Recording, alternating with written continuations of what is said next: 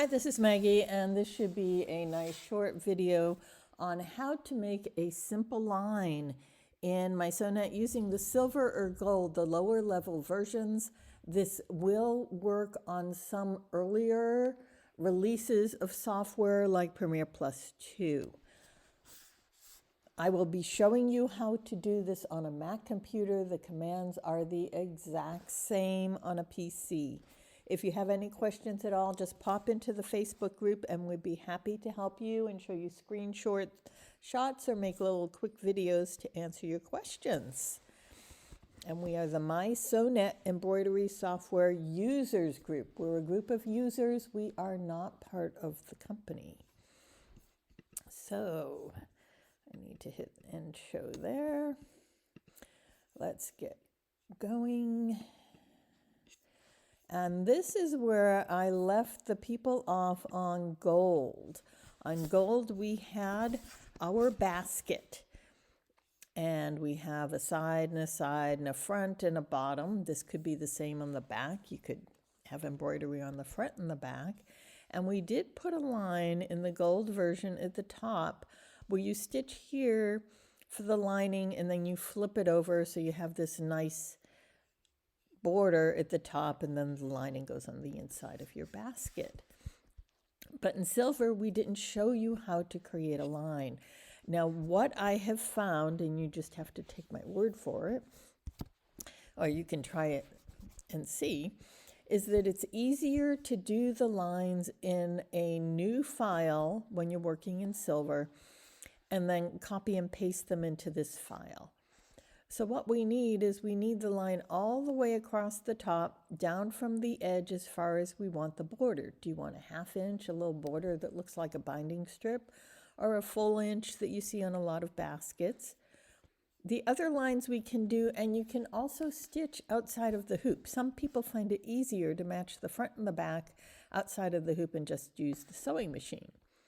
But if you want it in the hoop, we would stitch a line down this side. Do not do this. This is a box corner. We would stitch a line along the bottom, and we would stitch a line on this side. So basically, it's the outside edges of the hoop. We've gone right up to the hoop for stitching. So, but you do not, I shouldn't say the outside edges. Some of you are going to think you can plunk in a rectangle. You do not want to stitch along here, because your basket has to be open at the top and connected on the sides and the bottom, but open at the top. So you do not stitch along the top edge other than attaching your lining. Alrighty, now that we have that, you'll take my word for it that we're going to create a new file for our lines. It's going to be blank. It's going to be the same size hoop as your basket. And I click window zoom just to make it bigger. Now we do this in the border tab. I'm over here where it says frame. There's frame, some people call it border, but you can see this symbol will be the same on your PC or Mac.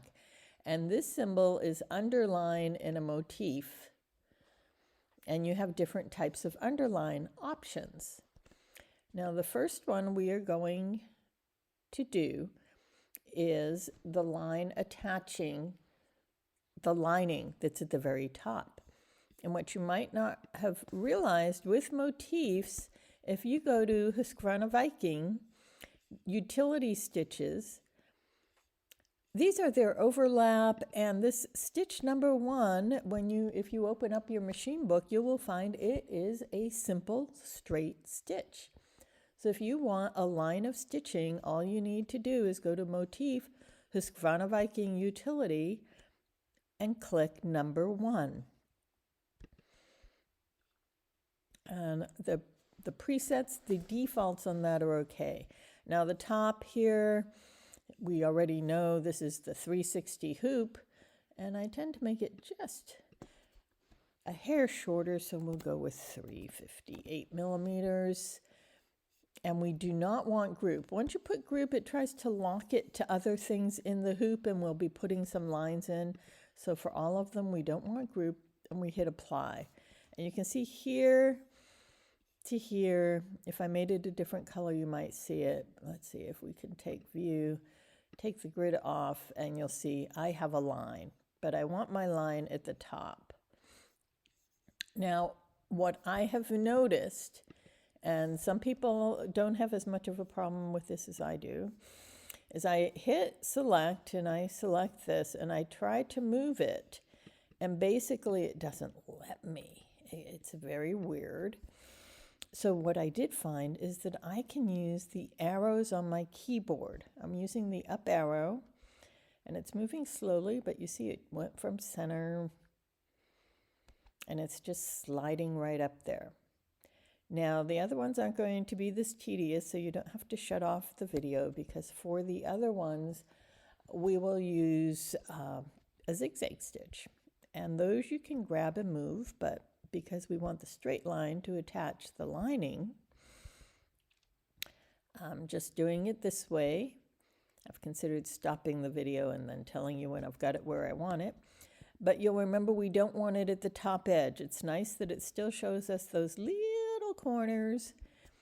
And I actually like it to be about 3/4 of an inch down. The basket's an inch a lot of times is too much for the design I want to put on the front. If I don't have a design, maybe I do an inch. So I'm more a fan of something closer to 3/4. Let's see with the grid back on. And for me, this is going to be 2 of those boxes is 20 millimeters.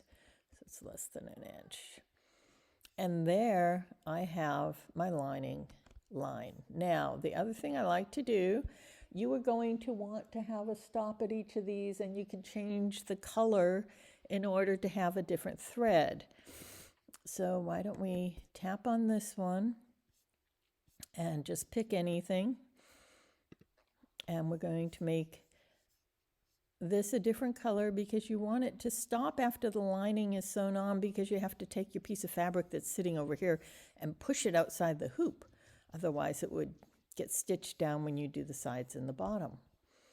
Now we go back and we go to motif, and we're going to do the short sides next. I could do the long ones, but the short sides are 200 millimeter hoops. I do about a 190, because these aren't, you'll remember the box corner. It's okay if it stitches more. It doesn't really bother me, so I'll do 190. I could do 180. And I need a motif. And now, different ones. I like the zigzags, and there's 3 and there's 5, so let's just use this. And again, you can look in the books. The guides do have pictures of all of the motifs, and you can actually go into your guides and look at the motif guide and see what each of them looks like for Husqvarna Viking, Pfaff, and Universal motifs. Now when I hit apply, the neat thing is this one lets me grab it and move it. For some reason, it's only the single line I have trouble with. And what you can do with this, you hit 45 degrees and we have a side. And it goes right up at the edge because we're stitching the edges of the basket together. And this is longer than you need. You can shorten it if you like. You want it up at the top there, but you know, you've got that corner. And the thing you can do is you can also, whoops, sorry. Let's bring this back. You know, I can say that the side I only need it as far as, because I have the grid the same, I've got the middle mark, 1, 2, 3, so I could just go down 4 or 5. 1, 2, 3, 4. It's a little longer than it needs to be. And it's a tight zigzag there. And then I can copy that. So Command C, Control C if you're on, oops, there I go. I keep trying to move these windows on you. Control C or Command C, and then Control V on a PC and Command V on a Mac. And we want to push this over to here. And then we've got the other side of the basket. And we want to bring this guy down because we want the lining to go before we do these stitches. Now let's see, there we go. Want to make sure he's in the right place. They're right at the edge. And now I just need one more, which I can copy and paste again, or I could go back to motif and apply a new one.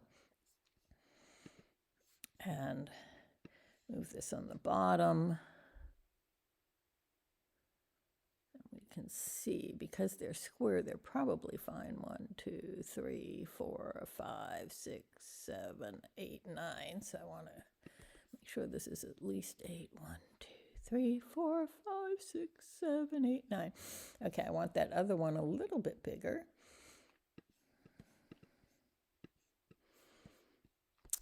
And I'm going to erase it just so you see me apply it. So originally we went with 190 millimeter. Oh, but I am hitting Command Z, which if you watch my videos, you know I use all the time. This is a 360 hoop. Why don't we go with 300? And again, it doesn't matter if the line here is longer. You're just going to trim it. And it's okay that you're trimming it because all of your cutting is going to have seam allowances. I've mentioned in earlier videos, and you do have to watch all of the earlier videos, that you want to leave a seam allowance here and over here and over here. You don't want to cut right up to the edge. It's the same as sewing anything else. You want all of these to have a little bit of seam allowance so they don't pull open. And now we have the lines that we need. So this is basket stitching lines. And we can just take them as they are. I did an insert of this to make sure that I would be, see here I'm in silver, that other one I was showing you probably opened in my program, which I can show you here, has these extra choices because I'm in platinum, so you don't have the modify tab. And this shows you that we're just down to silver. And what I can do is hit Command A on a Mac, Control A on a PC. It highlights everything in the hoop. See the entire film strip here? And I hit Command C for copy. And now that I have the lines where I want, then I go back to my basket. I had inserted the basket. I did a file insert and chose the basket name to where we were. And now I can hit paste. And you'll see all my lines come in. And these, it's okay if these are all the same color and they all stitch at once, because when you put the front on the back, it can go side, side, side. And if it bothers you that this is this long, which it doesn't terribly bother me, but you saw before, you just click on it and you can move these in. If you hit Option, it will go both sides at once. Whoops, I'm making it too skinny. I'll have to fix that. But you'll notice it's also changing the width. And so you can bring it in a little bit and move those around. I want that tighter. I don't want that quite that big there. And we could do Command C for copy. Command A or Control A. Command C for copy. We could go over here and double click and hit delete. And we could paste again. And it's still bigger, but not quite as much. And this one is wider than that one. I could have made it skinnier. If you put, if it bothers you that this is a little wide, we can click on that one and bring him just a little bit so he's the same as the others. Bring that one a little bit tighter. There we go. Okay.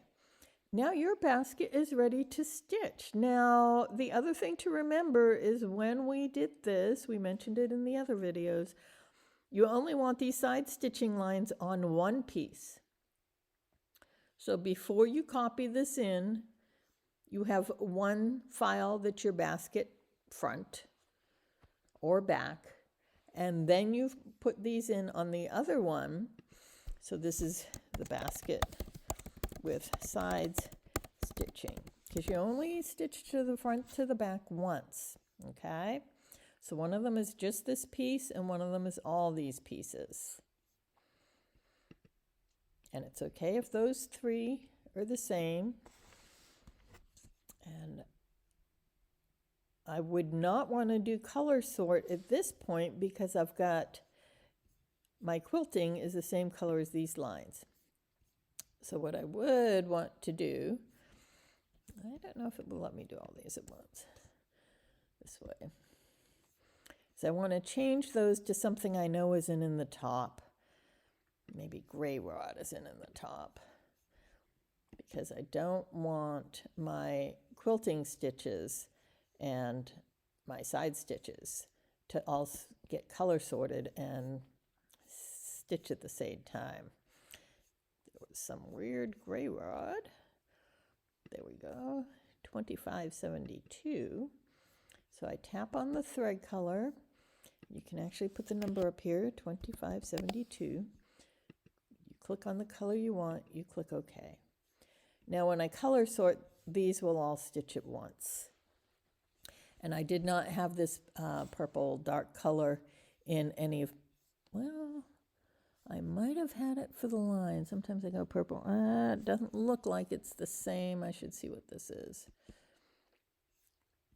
This one is port wine, and I'm pretty sure if I click on here, this one shouldn't be port wine. Let's hope. Oh, it's port wine. See, now if I color sorted, that would have gone at the same time. So let's pick another weird one. Per Night Sky, I haven't done. Even though I have some grays, they should be sulkies, yeah. Okay, so now if I color sort, I know that nothing from here is going to become any of these. Otherwise, you could keep color sort off, but it's nice to have this all happen. If you don't understand color sort, because that's not sort of the point of this video, pop into Facebook and ask a question. We'll be happy to help you out. So now we just hit File, Export. And I am going to have color sort. I'll turn off Remove Overlap. It shouldn't matter because it only works on satin stitching. And I am exporting this as a VP3. And there we go. Now my VP3 will load into the machine and be ready to stitch. And we are done. So that's how you make a line in gold or silver.